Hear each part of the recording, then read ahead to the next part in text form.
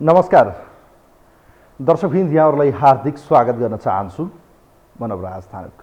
यो हो टेलिभिजनको यो विशेष कार्यक्रम न्युज एन्ड भ्युजमा हामी डेली न्युजको बारेमा एनालाइसिस पोस्टमार्टम गर्दै यहाँहरूका प्रतिक्रियालाई कार्यक्रममा स्थान दिँदै आएका छौँ। यहाँहरू सबैलाई थाहा छ, अब चुनाव आउन मात्र 19 दिन अर्थात् आजको रात गएपछि 18 दिन बाँकी रहनेछ र 18 दिन अर्थात् यो 19 दिन जुन रहेको छ अब चुनाव आउन, यो 19 दिनको पेरिफेरीमा अब जनताले कस्ता उम्मेदवार चयन गर्छन्, कस्ता मान्छेलाई जिताउँछन् त्यो त समयले बताउँछ। तर आज विशेष गरी लोकतन्त्र दिवस भएका कारणले गर्दा केही कुराहरू भन्न चाहिँ मन लागेको छ। विशेष गरी आजको दिन ज्ञात अज्ञात शहीदहरूप्रति हार्दिक श्रद्धासुमन र यो देशमा परिवर्तन र जनताको अधिकारका निम्ति जसरी राजनीतिक दलहरूले आश्वासन बाँडियो, यो देशमा चाहिँ लोकतन्त्र गणतन्त्र आएपछि जनताको शासन आउँछ, जनताले धेरै कुरा पाउँछन् र जनता सर्वे सर्वा हुन्छन् भनियो। तर के अहिले हेर्दाखेरि लोकतन्त्र लाग्छ कि लुटतन्त्र लाग्छ? यसो हेर्दाखेरि एउटा राजा फालिए 100औं राजा आए भनेर कयौँले यो कमन ल्याङ्ग्वेजको रूपमा अर्थात् एउटा भनौँ न त्यतिकै व्यावहारिक रूपमा बोलिने भाषा कयौँले बोल्छन्। आज एउटा राजा त फाल्यौँ, यति धेरै राजा जन्मे जो चाहिँ विलासी लाइफ अर्थात् एउटा सुविधा भोगी भए, जसले चाहिँ सुविधा मात्रै लिन थाले, जनताको सेवा गर्न थालेनन्। यो अहिलेको राजनीति सेवाभन्दा बढी व्यवसाय बन्यो। यसो हेरिरहँदा लोकतन्त्रमा हामीले के पायौँ? विगत 16 वर्षलाई फर्केर हेरौँ, 2062-63 को जगमा र 10 वर्ष जनयुद्धमा हामीले के कति गुमायौँ र आज 16 वर्षमा चाहिँ 16वटा सरकार 17वटा सरकार बने। यी सरकारले के दियो हामीलाई? वास्तवमै जनतामा यी प्रश्नहरूको जवाब खोज्ने कयौँ पटक प्रयास गरे पनि जनताका ती आवाज बोलिदिने मिडिया बाहेक यो देशमा कसैले पनि काम गर्न सकेन र सबैले चाहिँ यतिखेर मिडिया राज्यको चौथो अङ्ग तसर्थ मिडियाले यी किसिमका आवाजलाई चाहिँ बेला बखतमा पब्लिक भोइस पब्लिक हामीले चाहिँ त्यो आवाज बनिदिने गरेका छौँ। र वास्तवमै यतिखेर हेर्ने हो भने यो 16 वर्षमा कयौँ पटक संविधान सभाको निर्वाचन दुई पटक भयो। त्यसपछि चाहिँ हामीले संविधान सभा पछिको पहिलो निर्वाचन 74 हेऱ्यौँ, यो दोस्रो निर्वाचनमा हामी छौँ। संविधान जारी पछिको दोस्रो निर्वाचनमा पनि जनता जनार्दन, जनता सर्वश्रेष्ठ या सर्वाधिकार भनिन्छ, तर जनताले के साँच्चीकै त्यसको सही रूपमा युटिलाइज र आफ्नो मत जाहेर गर्यौँ कि गरेनौँ? हामीले चाहेको उम्मेदवारले जित्यो या जितेन? साँच्चीकै कयौँ पटक अहिले सुन्नमा आउँछ यी कति कुराहरू, चोर डाका फटा यस्ता नेताहरू पनि बाहिर प्रचारमा देखिन्छन्। के साँच्चीकै त्यस्तै हो हामीले खोजेको लोकतन्त्र? के हामीले खोजेको लोकतन्त्र आज लोककल्याणकारी व्यवस्था यही हो? आज महँगी आकाश सुमेको छ, सिटामोल पाइँदैन, खानालाई नुन तेलको अभाव छ, दूरदराजमा बाटो छैन। अहिले पनि वर्षेनी ती गाउँ दूरदराजमा मोटरेबल बाटो कस्तो हुन्छ ती गाउँहरूले देख्न पाएका छैन, बिजुली छैन, अन्धकारमा ती गाउँ बस्ती बस्नु परेको छ। यो 16 वर्षमा लोकतन्त्रका नाममा चाहिँ यो देशमा लुटतन्त्र मात्रै मचाइयो र लुटतन्त्रमा या लोकतन्त्रमा चाहिँ जसरी जनता सर्वे सर्वा या जनता जनार्दन हुनु पर्थ्यो त्यो हुन सकेन र जनतामाथि चाहिँ शासन गरियो, जनताको शासन अझै अनुभूति हुन पाएन। र हो भलै 3 तहको सरकार राजनीतिक रूपमा चाहिँ ठुला चर्का भाषण गर्ने अधिकार भने पक्कै पायौँ हामीले। कयौँ जातीय अधिकारका कुरा गरिए, कयौँ क्षेत्रीय अधिकारका कुरा गरिए, ठुलो सानो सबै कुराहरूलाई उहाँहरूलाई चाहिँ समानुपातिकका नाममा समावेशीका नाममा चाहिँ राज्यका अङ्गमा पुर्याइयो, राज्यका तहमा पुर्याइयो। तर के साँच्चीकै राज्य बन्यो? आज आर्थिक भार हेर्नुहोस्, देशको अवस्था हेर्नुहोस्, यी देशलाई कहाँ पुर्याइयो? हुनेहरू अझै माथि माथि हुँदै गए, नहुनेहरू झनै तल तल पिन्छिँदै गए र वास्तवमा यो देश हुने खानेहरूका निम्ति भए र गरी खानेका निम्ति कहिले बन्छ? यसै विषयमा आज हामी तपाईँहरूका प्रतिक्रिया लिन्छौँ। तपाईँको भोट किन? तपाईँको भोट या तपाईँको मत केका लागि? अब पनि तपाईँहरूले बुद्धि पुर्याउनु भएन भने साँच्चीकै तपाईँहरू भेडा नै हुनुहुनेछ। लोकतन्त्रमा जनता जनार्दन हो, जनता सर्वे परियो, तर त्यो किन अनुभूति हुन सकेन? फर्स्ट अफ अल काङ्ग्रेसको एउटा मत भनौँ न, उहाँहरूले चाहिँ मत माग्नका निम्ति या मतदाताका बिचमा चाहिँ एउटा प्रतिबद्धता पत्र भन्दै एउटा उहाँहरूको ऐक्यबद्धता जसरी आज सार्वजनिक गर्नुभएको छ। घोषणापत्रमा चिल्ला कुरा छन्, एमसिसी पास गर्नु यो देशको हितमा छ भनिएको छ। त्यसै गरी चाहिँ नेकपा एमाले भनौँ न यो संसदबाट चाहिँ नभई यो जनताको बीचबाट नभई अदालतबाट बनेको पार्टी भनिएको छ। कयौँ महत्त्वपूर्ण काम बनाइएको छ। उहाँहरूले चाहिँ सुखी नेपाली समृद्ध नेपाल जस्तै समुन्नत गाउँ, समुन्नत नागरिक बनाउने या आफ्नो टोल बनाउने अभियानहरू दिएको छ। कयौँ महत्त्वपूर्ण एजेन्डा समावेश गरिएको छ। छोटो एउटा रिपोर्ट छ नेपाली काङ्ग्रेसको घोषणापत्रलाई आधार मानेर, त्यसपछि तपाईँको मत किन हो भन्ने अर्को रिपोर्ट छ।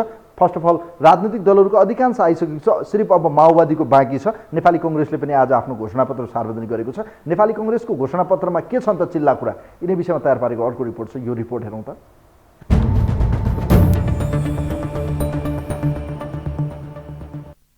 स्थानीय निर्वाचन आउन अब केवल 18 दिन मात्र बाँकी छ। उम्मेद्वार मनोनयन सुरु भइसकेको छ भने दलहरूले आन्तरिक तयारी तीव्र बनाएका छन्। यता नेपाली कांग्रेसले प्रमुख प्रतिपक्षी दल नेकपा एमाले विरुद्ध आक्रामक बन्दै चुनावी घोषणापत्र सार्वजनिक गरेको छ। कांग्रेसले घोषणापत्र मार्फत एमालेलाई सर्वोच्च अदालतको आदेशबाट जन्मेको पार्टीको संज्ञा दिएको छ। घोषणापत्र सार्वजनिक कार्यक्रममा महामन्त्री गगन थापाले परमादेशमा सरकार बनेको भन्ने एमाले अध्यक्ष केपी ओलीलाई सो पार्टी अदालतको आदेशबाट जन्मेको कुरा घोषणापत्र मार्फत सम्झाउनु परेको बताएका छन्।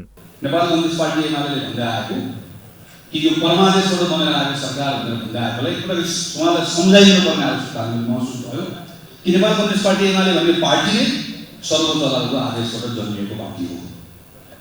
नेपाल कम्युनिस्ट पार्टी बनाएर नेकपा एमाले र माओवादीलाई विधिवत रूपमा विसर्जन गरिसकेपछि सम्मानित अदालतले नेपाल कम्युनिस्ट पार्टी एमाले भन्ने पार्टी जन्माएको हामीले यो स्मरण गराउनु पर्ने भएको छ। घोषणापत्रमा केपी ओली नेतृत्वको नेकपाको सरकारले 5 वर्षको समय खेर फालेको निष्कर्ष समेत निकालिएको छ। ओली नेतृत्वको सरकारले अधिनायकवाद र सर्वसत्तावादको सूत्रपात गरेको आरोप लगाइएको छ। तीनवटै तहको सरकार सञ्चालन गर्ने अवसर पाएको सो सरकारले अभिव्यक्ति तथा प्रेस स्वतन्त्रतामाथि आक्रमण गरेको, संघीयता विरोधी गतिविधि गरेको, विभेदकारी नागरिकताको व्यवस्था गर्न खोजेको, सार्वजनिक सम्पत्तिमा लुट मचाएको आरोप लगाइएको छ। कांग्रेसको घोषणापत्रमा कोरोना महामारीमा समेत कमिसन र भ्रष्टाचार गरेर ओली नेतृत्वको तत्कालीन सरकारले जनतामाथि नै ज्यादती मचाएको उल्लेख गरिएको छ। नेपाल कम्युनिस्ट पार्टीको सरकारले प्रारम्भिक वर्षमा के काम गर्यो? संघीयता विरोधी उसको चरित्र, संवैधानिक निकायको कम्युनिस्टीकरण, विभेदकारी नागरिकताको पक्षधरता, सार्वजनिक सम्पत्तिको लुट, भ्रष्टाचार र अनियमितता, सांस्कृतिक अधिकार हनन गरी गुटेको जमिनको भूमाफियाकरण कम्युनिस्ट शासनको घोषणापत्रमा समुन्नत नेपाल निर्माण गर्ने र त्यसका लागि स्थानीय सरकार सबल हुनुपर्ने भनिएको छ। सबल स्थानीय सरकार, समुन्नत गाउँ, समुन्नत सहर, गाउँदेखि नगरसम्म नेपाली कांग्रेसको सरकार भन्ने मूल नारा तय गरिएको सो घोषणापत्रमा जनताको करबाट उठेको राजस्वलाई भ्यू टावर, स्वागतद्वार निर्माण जस्ता अनुत्पादक क्षेत्रमा लगानी नगर्ने प्रतिबद्धता जनाइएको छ। कानुनको सीमाभन्दा बाहिर गएर कुनै पनि निर्णय नगर्ने, नातेदार वा परिवारका सदस्यलाई सल्लाहकार, विज्ञ कर्मचारी वा सहयोगी नियुक्त नगर्ने पनि कांग्रेसको घोषणापत्रमा प्रतिज्ञा गरिएको छ। घोषणापत्रमा कुनै पनि बेला आर्थिक अनुशासनको उल्लङ्घन नगर्ने, हँचुवाको भरमा निर्दिष्ट योजना र विनियोजित स्रोतको सीमा बाहिर गएर कुनै पनि काम नगर्ने, सरकारी सम्पत्तिको दुरुपयोग नगर्ने सङ्कल्प गरिएको छ। महिलामाथि हुने हिंसा, जातीय विभेद, लैङ्गिक विभेद, सामाजिक विकृति र विसङ्गतिलाई प्रोत्साहित हुने कुनै पनि गतिविधिमा संलग्न नहुने पनि घोषणापत्रमा उल्लेख गरिएको महामन्त्री थापाले बताए। कांग्रेसले स्थानीय तहको जनप्रतिनिधिहरूलाई त्यहीँको जनताको सेवकको रूपमा रहने गरी आवश्यक तालिम सहितको व्यवस्था गर्ने पनि जनाएको छ। पार्टीको घोषणापत्र सत्ताघटक दलहरूबारे भने मौन रहेको छ।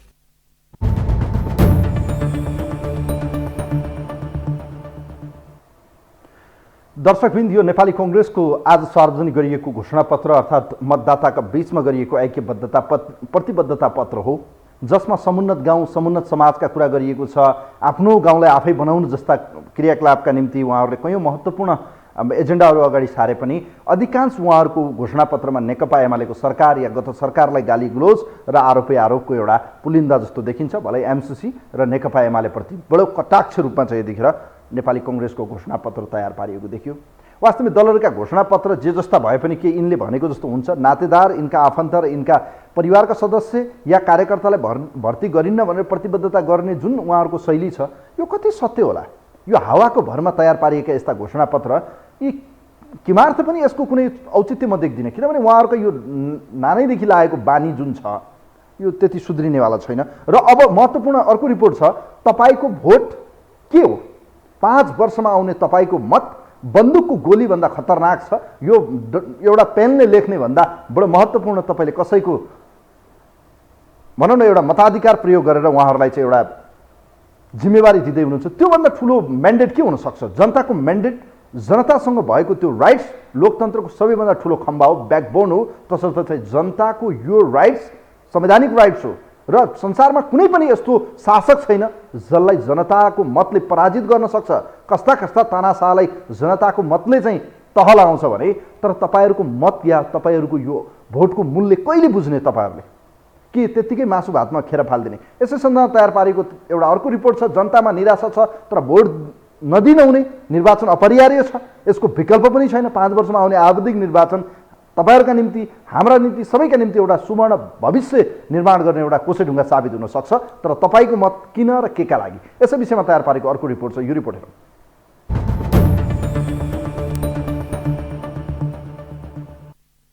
वरिपरि वैशाख 30 मा हुने स्थानीय तहको निर्वाचनको उमङ्ग चलिरहेका बेला राजनैतिक दलहरू जनता प्रभावित बनाउने रङ्गी चङ्गी घोषणा पत्र सहित चुनावमा होमिएका छन्। तर निर्वाचनमा जान जनता कति उत्साहित वा कति निराश छन् भन्ने बहस शून्य प्राय छ। पटक पटक हुने निर्वाचन र निर्वाचनपछिको निराशाजनक उपलब्धिले जनतालाई मत हाल्न कति प्रेरित गर्ला? प्रश्न निकै गम्भीर छ।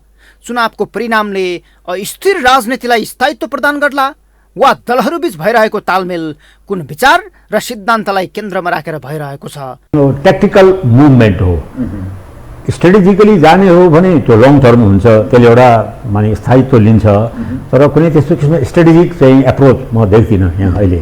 यो आफ्नो अगाडिको भाग इलेक्सन जुन आइरहेछ त्यसमा हामीले म्याक्सिमम भोट कसरी ल्याउँछौँ, जसरी ल्याए पनि हुन्छ, जसरी ल्याए पनि हुन्छ, जे गरे पनि हुन्छ भन्ने कुनै किसिममा त्यसमा दीर्घत्व स्थायित्वको त कुनै नीति छैन त्यहाँ।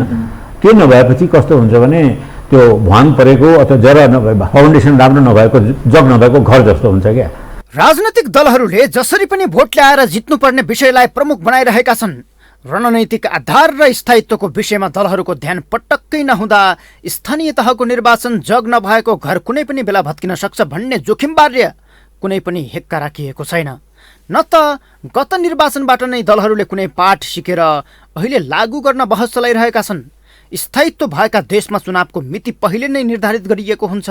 तर हाम्रा राजनैतिक दलले आफूलाई अनुकूल र फाइदा हुने गरी निर्वाचनको मिति तोक्दै आएका छन्। संसदीय निर्वाचनको मुख्य आधार नै स्थानीय तहको निर्वाचन हो, तर दलहरूले यसलाई भद्दा नक्कल जस्तो बनाएका छन्, जसले भोट किन हाल्ने भन्ने प्रश्न उठाएको छ। लोकल चुनाव भनेको त चुनावको मेन फाउन्डेसन हो। त्यसले धेरै कुरा देखाउन सक्छ, तर हामीले केही पनि देखिरहेका छैनौँ। त्यहाँ त त्यही राष्ट्रिय स्तरमा जे चुनाव हुन्छ त्यसैको एउटा अनुकृति नक्कल जस्तो, एउटा हिन्दी भन्छ नि भोडा नकल भन्छ नि, भद्दा नकल जस्तो छ। र अहिले त मानिसहरू के भन्न लागिरहेछन् भने हामीले भोट किन दिने, किन हाम्रै भोटबाट यिनीहरू हाउसमा आउँछन्, हाम्रै भोटमाबाट यिनीहरूले चाहिँ अनेक किसिमको बदमासी गर्छन् र यिनीहरूले कुनै ठोस एउटा योगदान दिन सकेका छैन भने अब यो घर घरमा चर्चाको विषय जस्तो भइसकेको छ। हरेक 5 वर्षमा स्थानीय तहदेखि सङ्घको निर्वाचन हुँदै आएको छ, तर कुनै पनि निर्वाचन तोकिएको मितिमा हुँदैन।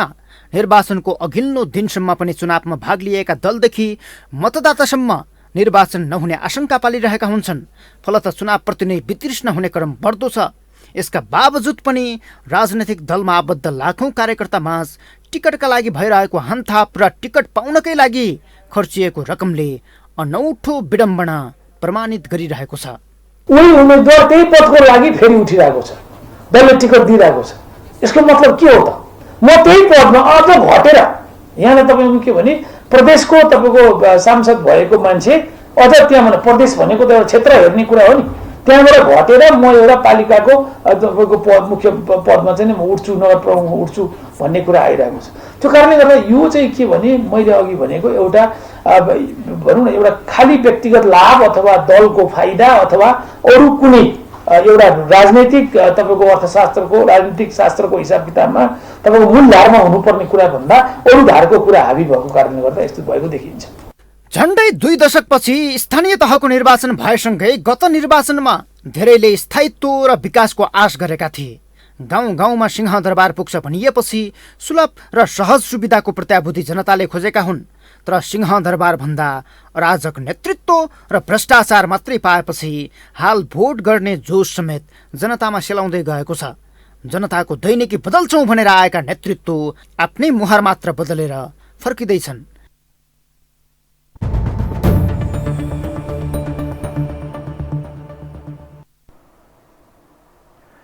दर्शकबिन, यो रिपोर्ट थियो मतको महत्त्व, मतको यसको हामीले देखाउनु पर्ने जुन एउटा आफ्नो दायित्व हो, हाम्रो अधिकार पनि हो र संविधानले दिएको यो अधिकार हामी प्रयोग गर्छौँ के का निम्ति भने यो प्र्याक्टिकली गर्नका निम्ति जस्तो मात्र देखिन्छ। तर यसको महत्त्व बहुत छ। हेर्नुहोस्, यसको महत्त्व यति धेरै छ कि एउटा शासकलाई हामी घुँडा टेकाउन सक्छौँ मात्र जनताको जनाधार या जनादेश मार्फत। तसर्थ पनि आफ्नो मत कस्ता व्यक्तिलाई दिने, कस्तो उम्मेदवारलाई दिने र कस्ता व्यक्ति चयन गर्दा आफूलाई भोलि गएर चाहिँ फाइदा हुन्छ या आफ्नो मतको चाहिँ सही सदुपयोग हुन्छ, यी कुराहरू ख्याल गर्नुपर्छ। हेर्नुहोस्, तसर्थ चुनाव बहिष्कारको विषय एउटा रहला, तर हाम्रो संविधानले त्यो प्रदत्त अधिकार दिएको छैन, नो भोट सिस्टम छैन, तर हामीले चुनावमा मतदान गर्नै पर्छ। तर कस्ता व्यक्तिलाई गर्ने, आफ्नो मत के हो, वास्तवमै जनता जनार्दन हो र एउटा मतले चाहिँ आफ्नो भविष्य चेन्ज गर्न सकिन्छ। आफ्नो चाहिँ भनौँ न एउटा उम्मेदवारलाई सही उम्मेदवार चयन गर्न सक्ने एउटा मताधिकार आफूसँग भएको अधिकार प्रयोग गर्न सकिन्छ भने त्यसलाई चाहिँ सही रूपमा सदुपयोग गर्नुपर्छ। र यस्तो तागत हुन्छ एउटा मतमा कि अच्छा खासा शासकहरू पनि यसको अगाडि घुँडा टेक्छन्। हेर्नुहोस्, कोही हुनुहुन्छ हाम्रो लाइनमा। हेलो, नमस्कार हजुर, बिपी ढकाल मनस्तर ढुङ्गाधाराबाट। ल, अब यहाँलाई स्वागत छ। आजको विषय तपाईँले देखिसक्नुभयो, नेपाली कङ्ग्रेसको घोषणापत्र पनि सार्वजनिक भयो, तर त्योभन्दा महत्त्वपूर्ण विषय 5 वर्षमा आउने चुनावमा चाहिँ आफ्नो मत जाहेर गरिरहँदा यो मत किन दिने, केका निम्ति दिने, तपाईँको मत किन, यो प्रश्न मैले तपाईँलाई राखेँ आज।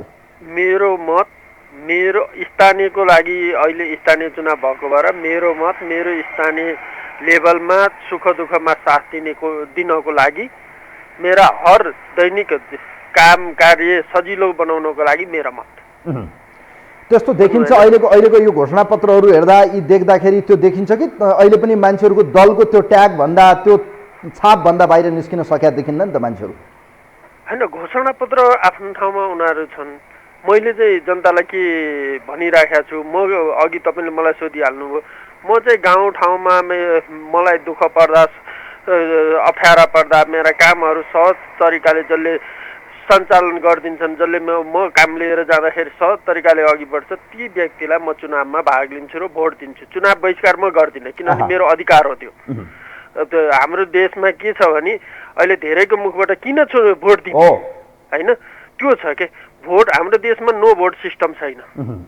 नो भोट सिस्टम नहुँदा साथै तपाईँको कार्यकर्ताले मात्रै भोट हाले पनि जितिन्छ, बहुमत ल्याउनेले धेरै ल्याउनेले जिते।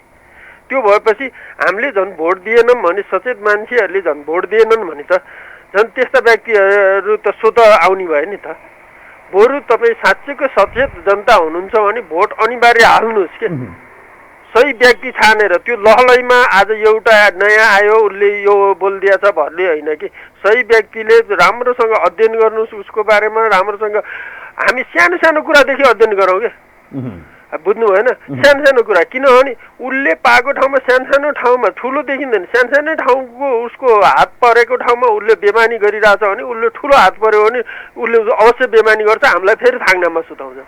सानै कुराबाट उसले कतिको समाजमा, टोलमा, गाउँमा, पालिकामा कतिको उसले सहयोग गरिराखेको छ, सहयोगी भावना उसमा कस्तो छ, त्यो आधारमा हामीले हेरेर मतदान गरौँ के। अब बिपीजी जस्तो अहिले पनि हेर्ने हो भने जनताको तागत भनेको यही मताधिकार हो। अरू बेला त जनताले जति कराए पनि सुनिन्न, परिवर्तन हुँदैन पनि, तर यो यस्तो अस्त्र हो मताधिकार, अर्थात् जनताको मतबाट नै यो सबै कुरा परिवर्तन हुन सक्छ। हेर्नुहोस्, यो एउटा परिवर्तन गर्ने हो भने, तर आजसम्म जनताले जति पटक मतदान गरे पनि यिनैले जिते, यिनैले शासन गरे, तर आज लोकतन्त्र हो, हेर्नुहोस् आज मतदान गर्नै पर्छ भनेर मैले अपिल पनि गर्दैछु। तर जनतामा त्यो निराशा किन आयो, किन मैले मत दिएको मान्छेले सही काम गरेन, किन यस्तो आभास भयो भन्नुहोस् त? अब आज लोकतन्त्र दिवस नि हो, मैले यो बारम्बार के भनिरहेको छु भने नेतालाई लुटतन्त्र, देशलाई एकदम फोहोरी तन्त्र भयो, जनतालाई भोगतन्त्र भयो क्या। यो किन भइराखेको छ भने यहाँ हामी जनता पनि त्यति नै दोषी छौँ। हामी नेतालाई मात्रै गाली गर्दैनौँ, ठाउँ ठाउँमा तपाईँ म जनताको नि वाद गरिराखेको छु। जनताले नि पाएको ठाउँमा त्यति नै, आफूले पाएको ठाउँमा अधिकार त्यति नै दुरुपयोग गरिराखन्। यहाँ सबै मिलेका छौँ कि, नेतादेखि जनतासम्म सबै मिलेर यो देश बर्बाद बनाइराखेका छौँ। म नेतालाई मात्रै नि दोष लाउँदिनँ, कर्मचारीलाई मात्रै नि दोष लाउँदिनँ, जनतालाई मात्रै नि दोष लाउँदिनँ। त्यसले गर्दाखेरि यी कुराहरूमा जबसम्म हामीले तलदेखि माथिसम्म सबै यो देशको सच्चा सिपाही हामी हो भन्ने जबसम्म हुँदैन तबसम्म यो यस्तो भइ नै रहन्छ। घोषणापत्रमा अलिकति मैले कहेँ, उहाँले परमादेशबाट बनेको पार्टी भन्नु। म 12 पढ्दै थिएँ, पास गरेँ, ब्याचलर पढ्दै थिएँ, छोडेँ, अनि मेरो सर्टिफिकेट के हुन्छ 12 पासको। यति पनि गगन थापालाई थाहा रहेनछ क्या, बुझ्नु भएन? एमाले पार्टी कसैले अर्कोले दर्ता गरेर उसले नछोडेको भए, उसले ऊ नगरेको भए हो एमाले पार्टी अदालतले थमाइदिएको। म जब त्यो स्वत भइरहेको कुरामा उहाँले घोषणापत्रमा राख्नु भएपछि मलाई अचम्म लाग्यो कि हो विज्ञता यहाँ देखियो के उहाँहरूको विज्ञता यहाँ देखियो। हामीले घोषणा पत्रमा पार्टीलाई गाली गर्ने होइन। घोषणा पत्र भनेको के हो भने जनताको काम सर्वसुलभ कसरी गर्न सकिन्छ, जनतालाई के सुविधा दिन सकिन्छ, त्यो पनि हामीले त्यसको लागि तपाईँले अस्ति बताउनु भएको थियो नि, राज्य कोष कहाँबाट सुविधा दिने कुराहरूमा नि राज्य कोष कहाँबाट ल्याउन सकिन्छ, ती सुविधाहरू दिनलाई के गर्न सकिन्छ। जस्तो मैले मेरो पालिकामा गर्दाखेरि म फोहोरमा फ्रीमा फोहोर उठाउने काम गराउन सक्छु, मलाई छोड्नुहोस्, मसँग त्यो यो भिजन पनि छ, योजना नि छ भनेको थिएँ कि फोहोरमा म 1 पैसा नि लिन्न 2 वर्षसम्म।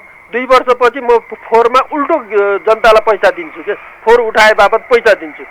त्यस्तै मसँग धेरैवटा योजना छ कि हो, त्यो योजना आउनुपर्नेमा घोषणा पत्रमा तपाईँको अदालतले बनाइदिएको। नेकपा एमाले पार्टी नै होइन, यो त अदालतले जन्माइदिएको भनेर भन्नुभएको छ उहाँहरूले। खै ठिक छ, धेरै धेरै धन्यवाद दिन चाहन्छु बिपीजी, यहाँलाई धेरै धेरै धन्यवाद छ। यी त सबै अब चुनावमा गरिने भाषणबाजी र एक किसिमको चुनावमा मतदाता रिझाउने एउटा फन्डा न हो। रियालिटीमा त को कति पानीमा छ त सबैलाई थाहै छ। यी अहिलेका दलहरू कोही एकभन्दा अर्को कम हुनुहुन्न, 1 से 1 हुनुहुन्छ, 1 से बढ्कर 1 भन्छ नि, हो यस्तै हुनुहुन्छ उहाँहरू। वास्तवमै 5 वर्षमा एकचोटि आफ्नो भविष्य आफ्नो भाग्यको चाहिँ निर्धारण गर्नुपर्ने यो बेला, एउटा मत लाग्छ होला एउटा कागजको खोस्टो जस्तो देखिए पनि त्यो मतले चाहिँ तपाईँको तकदिर चेन्ज गर्न सक्छ भन्छ नि, हो त्यस्तै हो यो पनि। तसर्थ मतदान गर्न जाने, मत दिने, भोट दिनुपर्छ, भोट नदिने होइन, तर भोट दिनुको अर्थ यो हो कि तपाईँले कस्ता मान्छेलाई भोट दिँदै हुनुहुन्छ, त्यही मान्छे रिपिटली, तिनै दल, तिनै व्यक्ति, तिनै प्रवृत्ति, अनि परिवर्तन के कसरी आउँछ परिवर्तन। तसर्थ आफूले मत दिने विषयमा सोच्नुहोस्, विचार गर्नुहोस्। तपाईँको एउटा मतले पनि धेरै कुराहरू असर पार्छ। तसर्थ पनि आफ्नो मत जाहेर गर्ने सवालमा अब 19 दिन बाँकी छ, विचार गर्नुहोस्। केमा भोट दिने, कस्तो मान्छेलाई भोट दिने, केका निम्ति भोट दिने, यी सबै गन्थन गर्नुहोस्, भोट दिनुहोस्।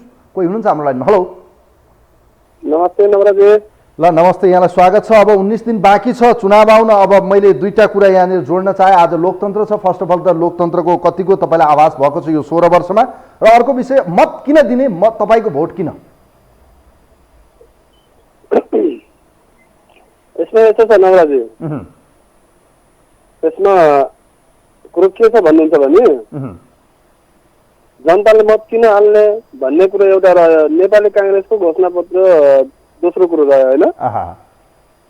अब नेपाली काङ्ग्रेसलाई त अब घोषणापत्र त अब के भन्ने, उहाँहरू नेपाली काङ्ग्रेस यो नेपालभित्र होइन कि यो संसारभरिको काङ्ग्रेसहरूको अहिले 7.5 ग्रहहरू चलेको अवस्था छ। किन भन्नुहुन्छ भनेपछि उहाँहरू नेपालमा र नेपालदेखि बाहिर काङ्ग्रेसहरूको तपाईँको यो खस्केको अवस्था र उहाँहरूको आफ्नै कारणले खस्केको अवस्था पनि हो। अब घोषणापत्र त उहाँहरू कहिले जीवनमा उहाँहरू लेख्नु भएको छैन, र यो कसरी आज बनाइहाल्यो त्यो घोषणापत्र पनि होइन, फेरि त्यसलाई घोषणापत्र पनि बुझ्नु हुँदैनन्, त्यो एउटा पाठ रह्यो। अब जनताले भोट किन हाल्ने भन्ने खालको कुरोमा चाहिँ के छ भन्नुहुन्छ भने, पहिलो कुरो त के भनेपछि जनताले भोट बहिष्कार गरेपछि त्यो बहादुरी होइन कि हो, त्यही भएर त्यो बहादुरी हुँदै होइन।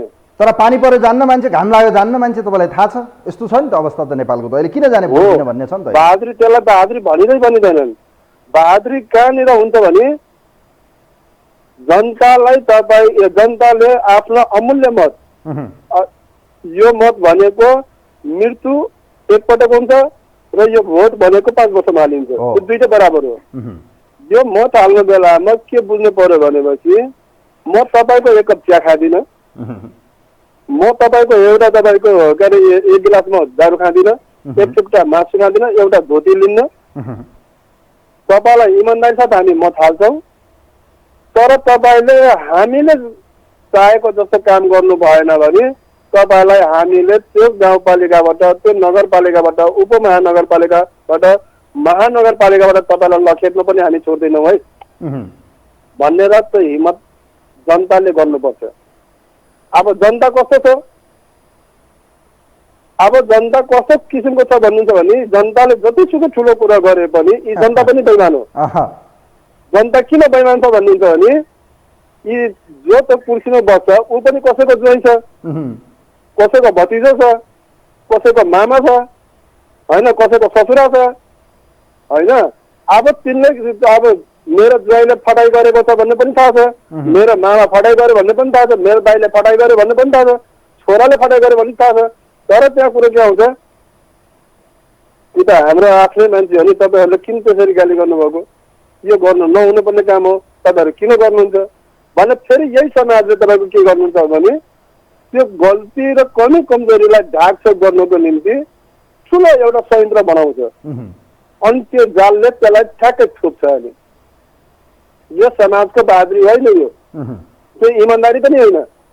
त्यसले गर्दा जनता भनेको सबभन्दा अमूल्य महत्त्वपूर्ण चिज हो, मत भनेको अमूल्य चिज हो। यो चिजलाई ठिक ढङ्गले बुझ्नुपर्छ। अहिले पनि जस्तो मानिलिनु तपाईँको स्वतन्त्रहरू तपाईँको ठाउँ ठाउँमा उठेको छ।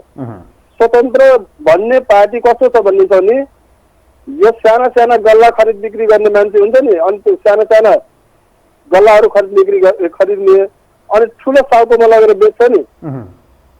यो तपाईँको यो के अरे स्वतन्त्रमा उठ्ने साथीहरूले मत कलेक्सन गर्ने अनि लास्टमा गएर एमालेलाई बेच्ने, काङ्ग्रेसलाई बेच्ने, माओवादीलाई बेच्ने, यो व्यापारी हो।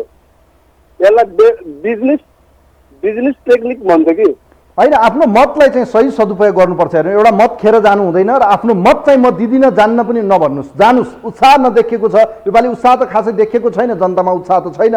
भलै अब मतदानमा त जानुपर्छ, विकल्प छैन, हामीसँग यो संवैधानिक राइट्स हो र मताधिकार जनताको यो राइट्स भनेको कस्ता कस्ता तानासाह चेन्ज हुन्छ हेर्नुहोस्। नचाहेर पनि मान्छेले चाहिँ मत यस्तो सही ठाउँमा पर्यो भने त्यसले चाहिँ कायापलट गर्छ हेर्नुहोस्। त्यो कुरा चाहिँ हेक्का रहनुपर्छ जनताले। त्यति सामान्य सोच्नु न, एउटा मतमा यति तागत हुन्छ, एउटा गोलीभन्दा बढी तागत हुन्छ हेर्नुहोस्। नवराजी मत सकिहाले। अब तपाईँलाई दुई शब्द मात्रै म जानकारी गर्छु है, दुईटा शब्द मात्रै म हजुरको जानकारी गरेँ। यो अहिले जुन तपाईँको यो मतदान जुन अहिले तपाईँको स्थानीय तहमा हुँदैछ, जनता साँच्चै इमान्दार छ। साँच्चै इमान्दार छ भने तुलसी तामामा हात राखेर, गीतामा हात राखेर, चर्चमा जाने मान्छेले तपाईँको यो के अरे उमा हात केमा बाइबलमा हात राखेर, मुस्लिम साथीहरू छ भने कोरानमा हात राखेर इमान्दारी साथ यिनीहरू हिम्मत गरोस्।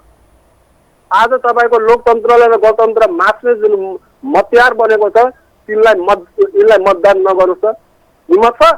हस्, थ्याङ्क यू सो मच। धेरै धेरै धन्यवाद दिन चाहन्छु। Thank you so much.